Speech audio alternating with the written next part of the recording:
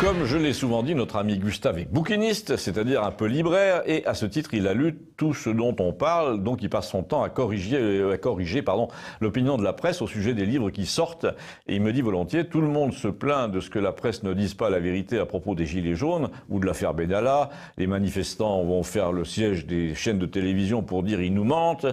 Et moi, il y a une chose qui me stupéfie, c'est qu'alors que les trois quarts des gens ne font pas confiance aux journalistes pour te raconter les faits dans le domaine politique et social, eh bien, ils leur font confiance quand ils parlent des livres à la télévision. Je trouve ça incroyable.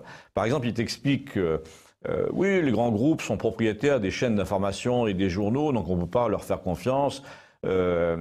Ils cachent ce qu'ils veulent et ils poussent ce qu'ils veulent. Ça, c'est ce qu'ils disent de la politique, des idées qu'il faut promouvoir. Par exemple, en ce moment, ils te disent les médias sont tous pro-Macron, ils poussent l'histoire des cahiers de doléances, qui pourtant va faire un flop, ils font de la propagande.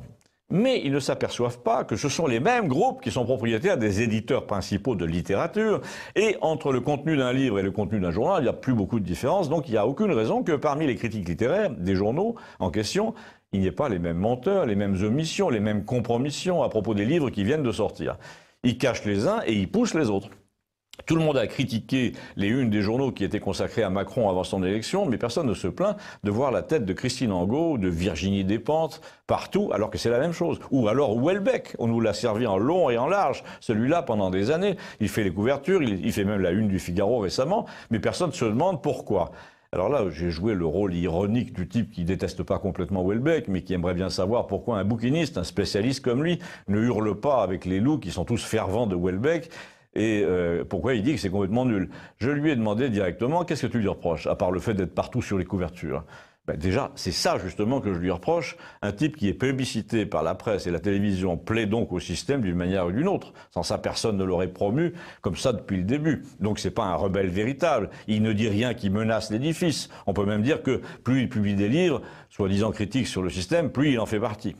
Par exemple, il te parle de l'agriculture et de l'élevage de masse avec dégoût, des poulets élevés en batterie, dans son dernier livre, mais tu apprends que son livre a été tiré à 350 000 exemplaires en premier tirage, et moi j'appelle ça de la littérature en batterie. Le poulet, c'est le lecteur qui voit jamais la lumière et qui picore ce qu'on lui donne. Reste à savoir pourquoi on le lui donne à picorer à 350 000 exemplaires. Et donc, lui ai-je dit, en reconstituant un peu son raisonnement, tu n'aimes donc pas le système, tu te méfies de ce type qui est la coqueluche du système. Oui, déjà, donc, tu te demandes pourquoi le système, les magazines macroniens, les journaux télévisés et même le Figaro trouvent absolument formidable un auteur qui propose une critique de la société qui, soi-disant, met tout par terre. Ben justement, parce qu'elle ne met rien par terre.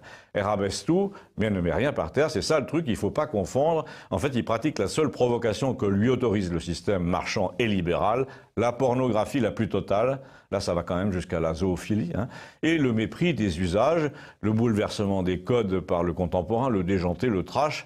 Tu t'es pas demandé pourquoi tous les journaux français, là, on en fait des tonnes l'an passé après la mort de Philippe Roth, l'écrivain américain.